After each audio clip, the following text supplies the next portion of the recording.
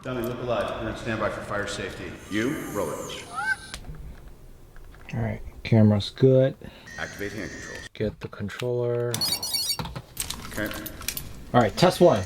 You're going to start up nice and easy. You're going to see 10% thrust capacity, chief lift. We're gonna do it nice and easy with 70% power. And 3, 2, 1.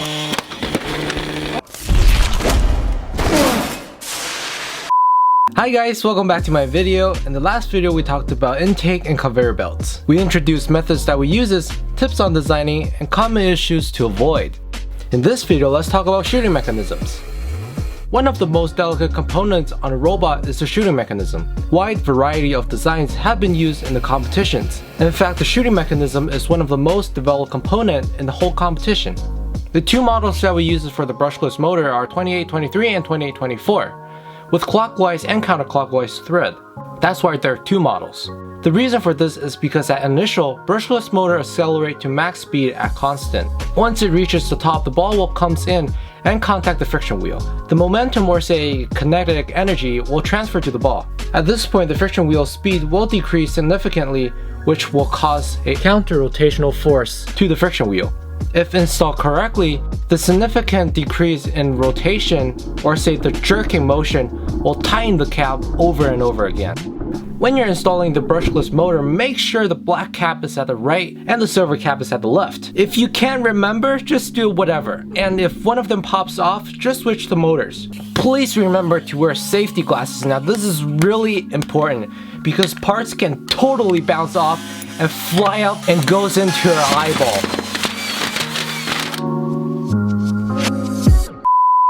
Back in 2018, brushless motor was not introduced in challenge competition. So teams have used the opposite of gear reduction, gear addition, or I don't know, promotion. But after time passes, brushless motor was introduced to the competition, and I haven't seen teams use the design anymore. Now, based on my research, there are at least 4 effective shooting mechanism designs. As we know, different seasons have different game components, usually come with big differences. What's funny is the shooting mechanism changes have always been mild and are useful in most of the seasons. Throughout the years, teams including us have always been innovating and coming up with new designs, such as 3D printed friction wheel or custom manufactured type looking friction wheel. For the standard friction wheel, the upside is it is compact, lightweight, and durable. The downside is the strength, or say velocity. Because the diameter is only 45mm compared to other commonly used friction wheel that is 58mm, we can understand it as an increase of friction wheel diameter increases ball velocity at a constant revolution per minute, which means the bigger the friction wheel is, the further the friction wheel can travel per revolution. The next is the medium gear friction wheel. At the beginning, we only used a single layer. Not long after, we upgraded to 2 layers, as known as the bolts and nuts friction wheel. These nuts. We used the improved version quite a lot back in We used the improved version quite a lot back in 2018. Got him.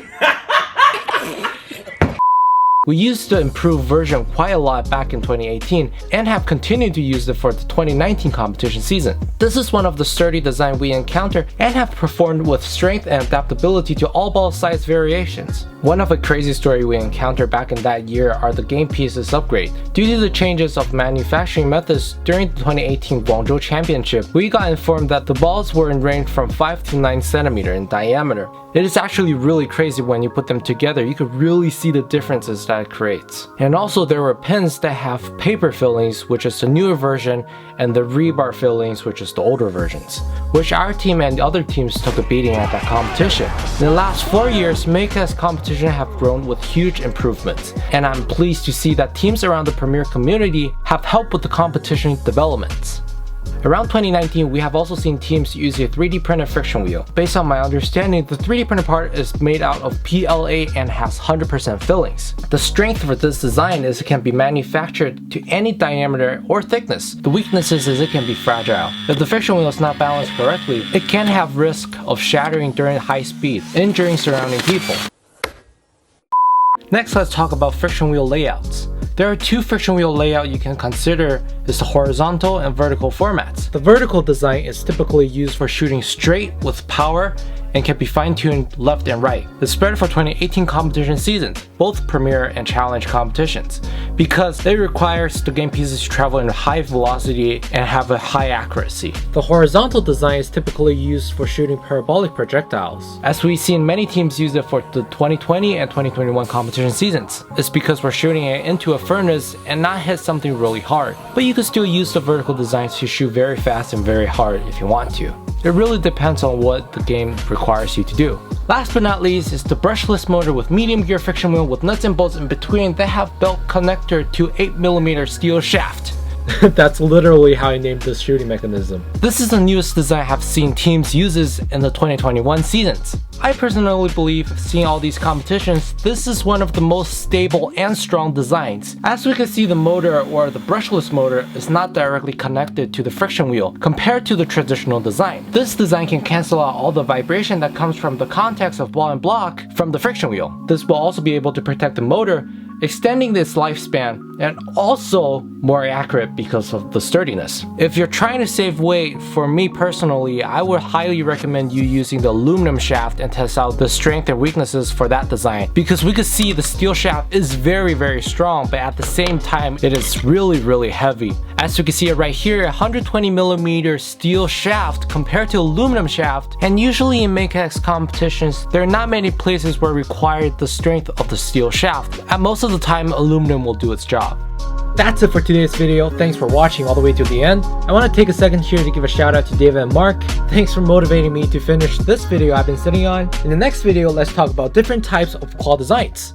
If you liked it, you can subscribe if you want, share with your friends and teams, make sure to wear a mask, and until next time, goodbye!